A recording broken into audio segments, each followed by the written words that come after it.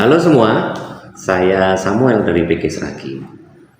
Video ini merupakan salah satu bagian dari tugas untuk kami mengikuti PLDP di LPP Yogyakarta.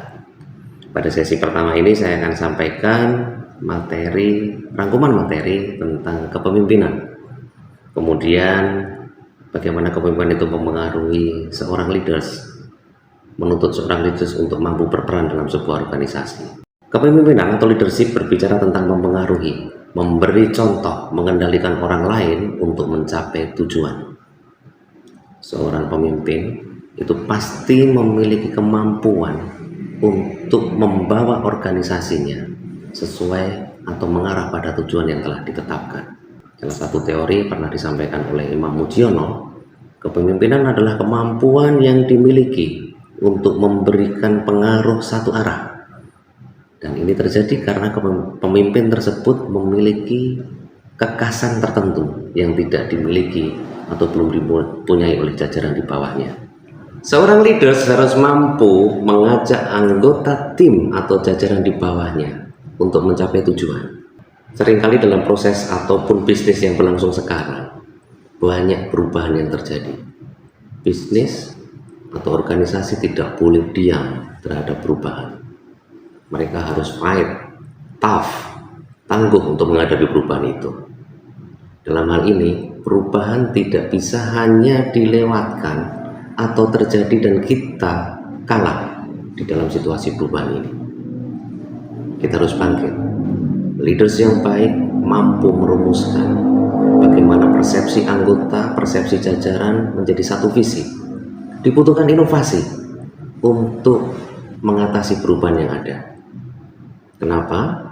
Karena inovasi itu, salah satunya adalah ide kreatif itu yang akan membantu sebuah organisasi untuk melawan perubahan.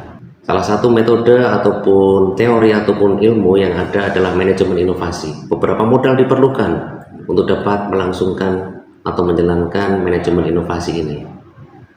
Yang pertama, salah satunya adalah people. People dalam hal ini berbicara kepada semua organ, anggota organisasi tersebut. People harus memiliki persepsi yang sama, harus memiliki visi yang setara. Bagaimana organisasi ini harus berubah, organisasi ini harus berinovasi menghadapi perubahan. Proses itu adalah tahap yang kedua atau modal kedua. Kegagalan adalah sebuah pengalaman sukses yang tertunda. Untuk mencapai sukses, organisasi harus tough, harus bangkit setiap kali dia jatuh. Dalam hal ini, ketika kita hanya berlaku biasa dan biasa seperti kebiasaan kita selama ini, tidak akan pernah bisa menghadapi perubahan. Maka harus ada inovasi dalam hal ini. Yang ketiga adalah policy atau kebijakan.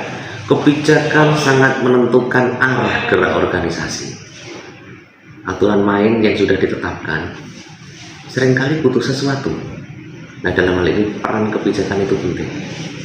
Organisasi tidak boleh kaku untuk memperbaiki diri, melawan dinamika perubahan yang ada. A good leaders never say I'm expert. Leaders yang baik atau pemimpin yang baik itu akan memberikan contoh, memimpin jajaran untuk mencapai tujuan organisasi. Suasana kerja yang baik akan tercapai bila organisasi memiliki kesamaan visi.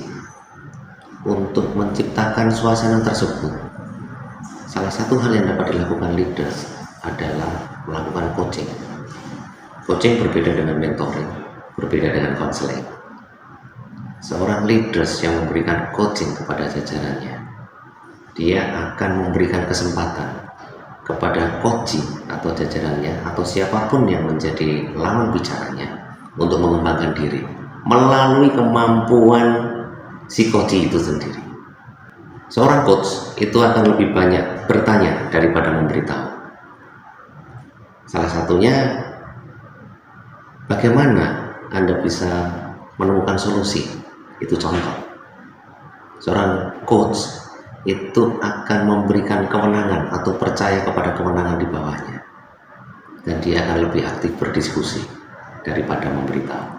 Demikian untuk rangkuman sesi 1 atas penugasan penugasan ataupun kursus di LPP. Saya Samuel dari PK Seraki, sampai jumpa.